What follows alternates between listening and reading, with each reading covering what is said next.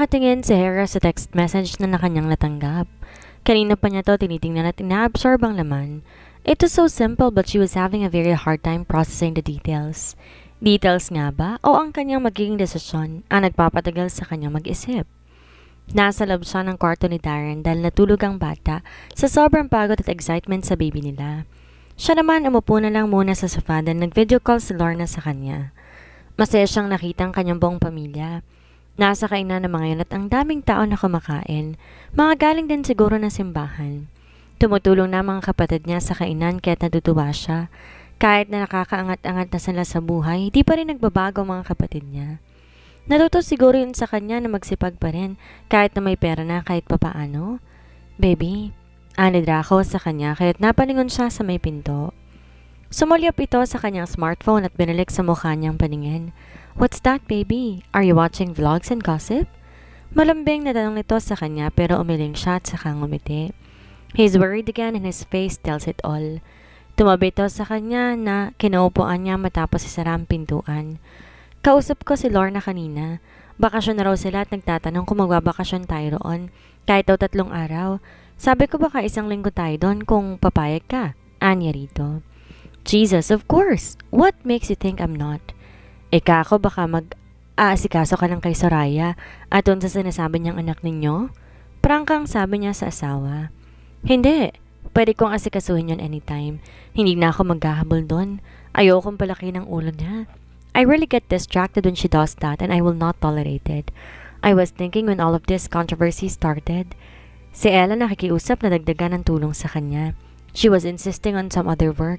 Anong trabaho naman ang iaalok ng macho sa kanya? Iling nito at saka dismayadong bumuntong hininga. Sino nagsabi sa'yo? Takang tanong niya rito. Victor. Day off daw ngayon ni Ella pero pumunta sa opisina. Yun lang daw ang sadya. Hindi kaya may alam si Ella sa kalakaran niyo ni Sir Victor noon? Anya rito. Para imposible, baby. Wala naman siyang kakilala sa mga dati. Iyon ang alam natin. Makahulugan na sabi niya rito. Si Soraya nga buong akala niyo, hindi ka kilala pero tingnan mo. Hindi to agad nakaimek at para napaisip bigla habang nakatitig sa mukha niya. Baka si Soraya din ang may sabi. Naman ito sa kanya. Siya may sabi na tinulungan siya ni Victor noon. Sinabi niya yun sa mismong harap ko kaya ako naghihinala sa'yo. God, nito. Baka siya rin na magbigay ng sulat sa'yo. Agad siyang napatiimbagang. Baka nga. Ngayon nagkakaroon siya ng hinala na po pwede talaga yun mangyari. Lalo pat alam pala na si Ryan na si Draco ang nakasiping noon. Tapos ngayon nag-text sa kanya. I know you know about everything. Imposible na hindi siya nikwento ni Draco ang napag-usapan namin but don't worry, Hera. Anak lang ang meron kami ni Draco. Wala akong hinahabol sa kanya. I also do not want her to meet my son anymore. I have a few questions about the business. By the way, can we meet? Past is past and I still want you as my friend. Binigay niyang smartphone sa asawa niya at ito naman ang tumingin doon. Binasa nitong text na Soraya. I don't believe her. She has an agenda. Ako rin, kaya nag-iisip ako. Nag-iisip ako kung ano magiging desisyon ko sa sinasabi niya. Hindi ako pupunta, pero pupunta ka. Aniya rito at gano'n lang ang pag-atras ni Dacro at pinanlaki ang mga mata. Diyos ko! Anito kaya't halos matawa siya sa itsura. I don't want to. Jesus! Ayokong maratrat. Sira! Tumatawang sabi niya. Ito na ang plano natin. Dito ka na mag-uumpisa. Baby naman! Anitong parang di sang-ayon sa gusto niya. Baka nabibigla ka lang dahil sa pagbuntis mo kaya mo ako pinapapunta doon. Hindi ako nabibigla. Uutuin mo siya na ayos lang sa kanya at hindi tayo ayos. Tapos, dismayadong tanong nito sa kanya. Tapos mapapalapit ka sa kanya at sa bata. Unti-unti mo makukuha ang loob ni Soraya. Kunwari hindi ka na magpapa-DNA at naniniwala ka na sa kanya kahit walang DNA. Draco sighed and blankly looked at her. Nakikita niya na hindi ito sang-ayon sa gusto niyang mangyari. Pero ano pa bang plano ang gagawin nila? Wala pa naman nga itong maisip. Kung ayaw mo yon, anong plano? Ayoko kasi baka sumama ang loob mo, kahit plano lang. You're pregnant. Ayoko mapano kayo ni baby. Hindi ako sasama ang loob. Get niya sa asawa na parang di niya makukumbinse. Sus ko? Anitong parang sumasakit ng ulo kagad. I've done that before and it was so hard to pretend in front of Divina. O diba nalaman mong totoo, ganun din ang mangyayari ngayon. Malalaman natin ang totoo. Hinawakan niya to sa kamay pagkasabi niya nun at ito ay tumingin din. She smiled at him. Kaya ko basta yung pangako mo hindi mo kami pagpapalit sa mag-ina na yon. Ani rito na nakatulis ang labi pero agad siya nitong kinabig at niyakap. Ang baby ko. Ikaw na ang pinangarap ko sa kanilang lahat kahit na nga may asawa pa ako. Hindi naman yun basta magbabago may anak man kami o wala. Don't be afraid and just take care of yourself. We will do this for our children. Together, we grow stronger together. Tumango siya habang nakasandal dito. Tulad ng noon, naalala niya hindi niya to tinalikuran kahit ang akala nila buntis na talaga sa Divina. Kaya nangangako rin siya sa anak nito o hindi si Drake ay tatanggapin niya kahit paunti-unti. Iba si Drake kay Soraya. Ang bata ang tatanggapin niya, hindi si Soraya. How about we change it slightly? Tingala niya kay Draco. Kapag ayos na siya, sasabihin mo sa kanya na tanggap ko ang bata. Kasi sabi niya hindi raw tanggap, diba? Well, ipapakita natin sa kanila pagkatapos sa tanggap ko. Para kung anak mo talaga si Drake, pwede mo siyang iuwi dito. Tango lamang nito. Pero kung hindi niya ipadala, ayoko magpumilit, baby. Magpa-DNA na lang ang bata tapos na ako sa plano natin to. I will not neglect the kid. I will support him financially, emotionally when he needs me but I don't want to come closer if his mother wants more than support. Salamat na kaagad, baby.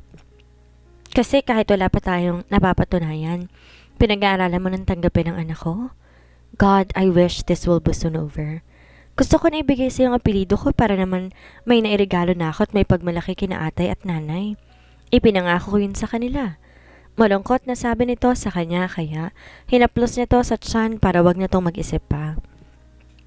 Alam naman niya, ginawa nitong lahat para lang mapabilis ang annulment pero mukhang sa tema ng judge sinusubok din ang tatag nilang dalawa. Siguro darating ang decree kapag napatunayan na nilang sila ay talagang tapat sa isa't isa. Huwag mo na munang isipin yan. Nangihina na rin ang loob ko sa totoo lang pero nahanap ko na ulit ang tapang ko. Nandito sa loob ng tiyan ko. Nakangiti niyang sinulya pa na sinapupunan at ito naman hinimas yun. Ire-reply ko na si Soraya. Kakaibiganin ko na siya kuno. Diyos ko. Natatawang sabi ni Draco na parang mas ninenervyos pa kaysa sa kanya. She had to do this for her family. Pamuksa versus anay. May God bless him. Diyos ko.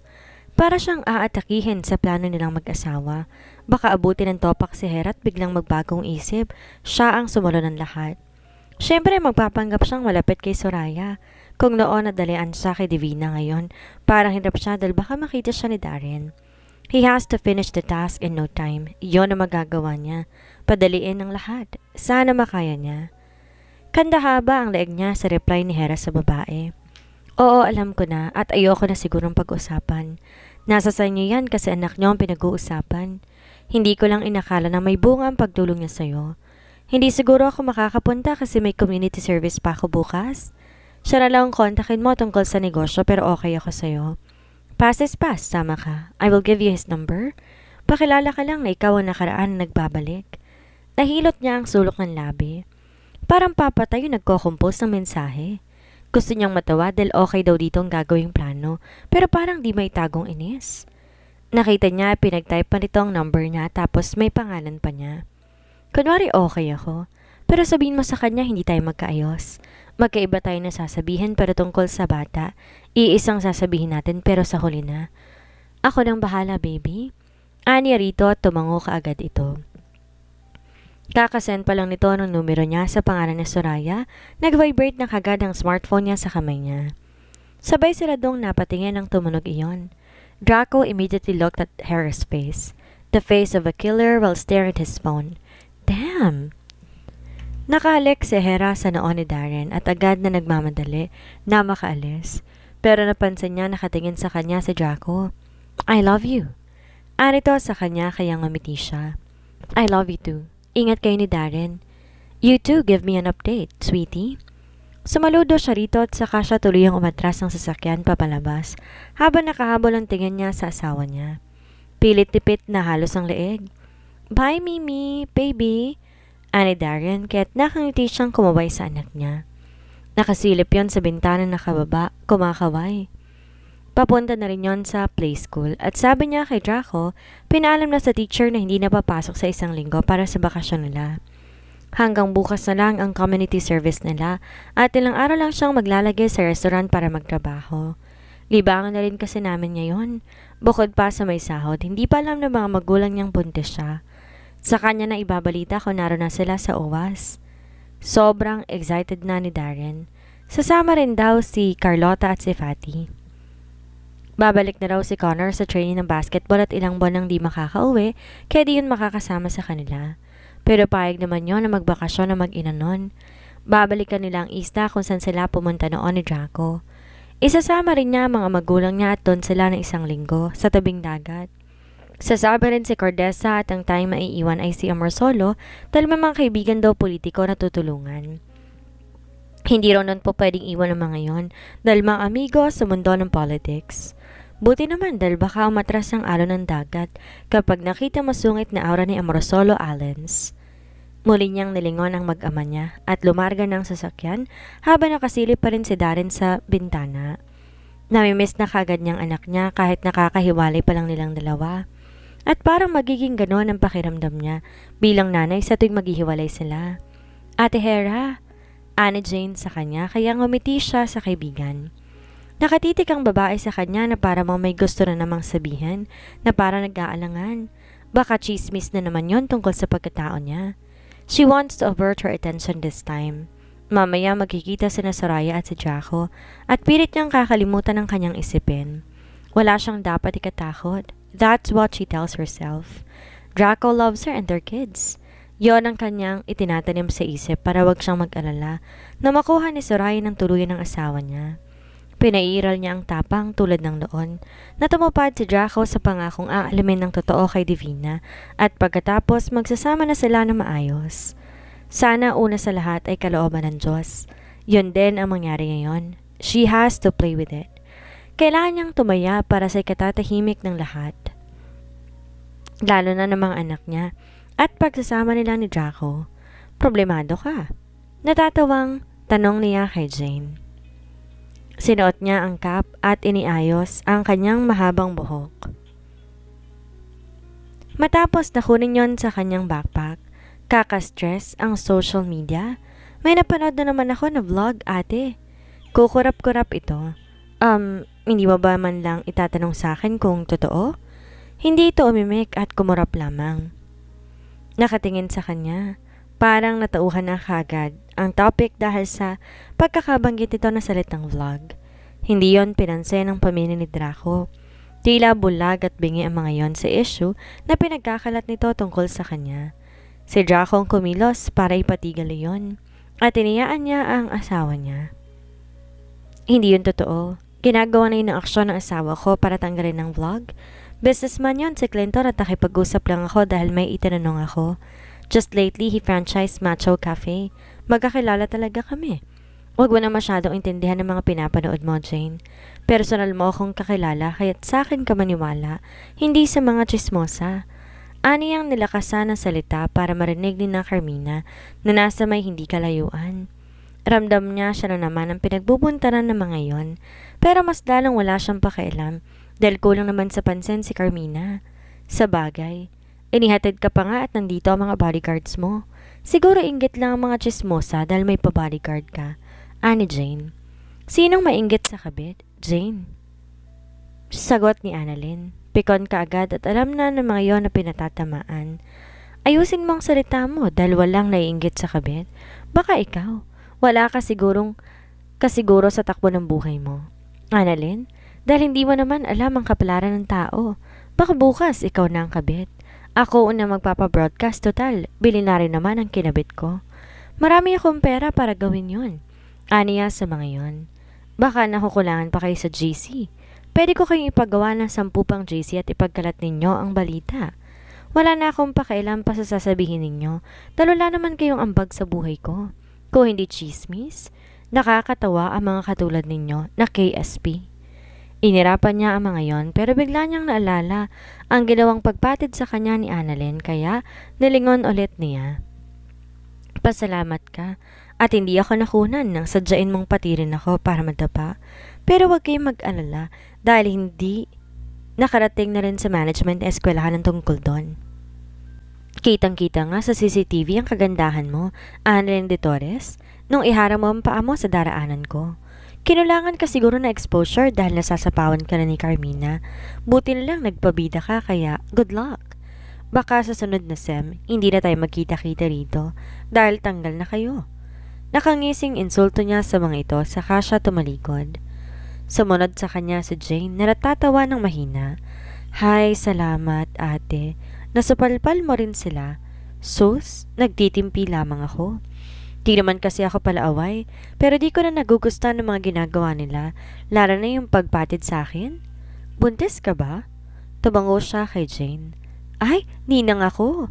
Bulalas ito kaagad kaya tumango siya. Oo naman, sakto to sa pag-anak ko tapos ng second SEM. Masayang sabi niya rito. Salamat at sinako ng Diyos iyon at di na siya maantala sa pag-aaral. Tuloy-tuloy lamang siya sa pag-abot ng kanyang mga pangarap. Kaya, laban lang din siya habang lumalaban si Draco para sa kanilang mag-iina. Oh, dito na kayo at lalaga na tayo sa destinasyon natin ngayon. Sigaw ni Mr. Del Mundo sa kanila. Yon ang in charge sa community service nila, guro sa agriculture na Kuruso. Nakanda na rin ang school bus at iakit na sana sila ni Jane na may pumigal naman sa braso niya. She instantly looked back and found her husband. Napanganga siya. Si Jane naparunok habang nakatanga kay Draco. You left your phone, baby. Anito at iniabot sa kanya ang kanyang aparato. Kinuha niya yon. Inihatid mo pa talaga. Sana si Darren. Isinabay na ni Amor solo. Anitong tumingin sa bus. Why not ride a car? Mas tiwala ko kay Sammy. You're pregnant. Anito sa kanya. Hindi pa man lang siya nakakasagot, nakapamewang nitong nilapitan ng propesor at hinarap iyon. Sus ko, nakakahiya. Aniya kay Jane. Worried siya sa'yo, ate. Ang sweet niya, inggit na naman sa'yo mga kampo ni Luca. Ani Jane sa kanya. Maya-maya, bumalik sa Draco matapos na makipagkamay kay Mr. Del Mundo. Pumayag na siya. Doon na kayo sumakay ng kaibigan mo? Draco said and smiled at Jane. Kasama ko, sir? Of course, he replied and so she smiled. Lumapit sila sa sasakyan na nasa may parking at doon sa kotse sumakay. Bye-bye! Paalam niya sa asawa at ngumiti ito. Chat me! Bini nito at saka sinara ang pintuan. Naglakad to pabalik sa sasakyan ang naghihintay din dito sa may hindi kalayuan. Anong feeling ate na may billionaire na asawa? Curious sa tanong na Jane kapag kuwan. Natatawa siyang tumingin dito tapos napaisip din siya. Oo nga. Ano bang pakiramdam na bilyonaryang asawa? Hindi ka namang problema sa pera pero madalas busy siya. Pero sa kaso ni Draco, mas inuuna niya kami kaysa trabaho. Pero ako kasi nasanay naman na pinaghihirapan ng mga bagay na binibili ko. Kaya ganun pa rin ako. Yung mga mahal na regalo, hindi yun kasama syempre. Pero dala ko pa rin yung pagiging practical sa buhay. Kasi ganun na ako mula pa noon. Ang galing mo nga ate. Wala nakakaalam ng buhay mo, pero ang bait mo sa lahat, hindi ka mayabang. Hindi ka nagyayabang ng kung ano man na meron ka.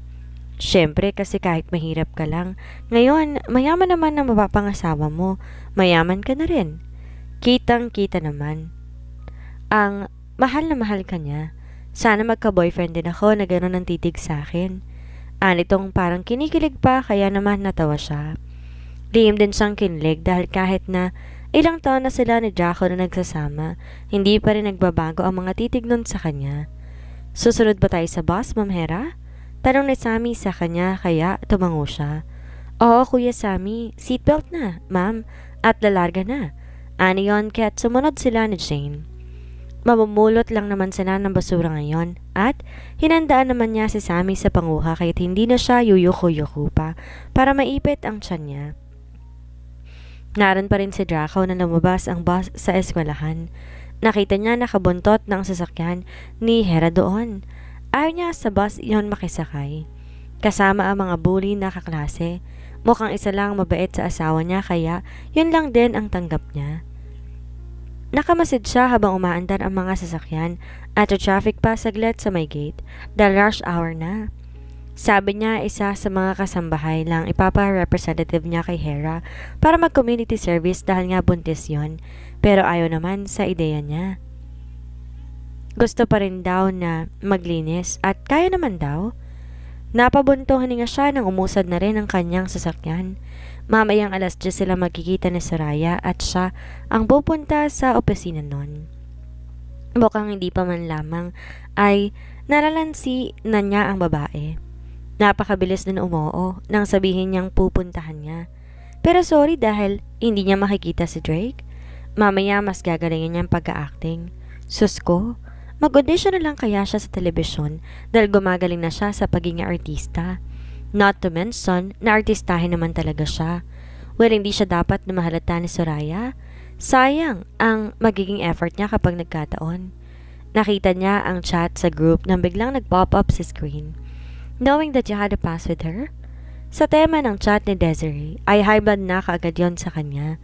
Kahit kasi mga kaibigan niya ay gustong-gusto si Hera dahil mabait at magaling makisama. Hindi chismosa, hindi nakikialam sa mga kaunting pagtatalo sa GC. Naka-scene mode lamang siya habang nagmamaneho. Lumalabas lamang yon sa screen ng dashboard. Nagsisin na iba pa niyang mga kaibigan at si Victor ang nag-type. Let him do his plan, guys. Kilalanin natin yan. Dahil oras na matukso yan kay Soraya Taylor, tayo nang una magsasabi kay Hera. Napailing siya. Tsaka ngumisi. Wala na pala siyang mga kaibigan sa totoong buhay dahil lahat kay Hera na kampi. Kabaliktaran ng lahat kay Divina noon at totoo na pinag-ahandaan niya sa Soraya. Dahil hindi siya manhid para di maramdaman at makita ang titig ng babae sa kanya.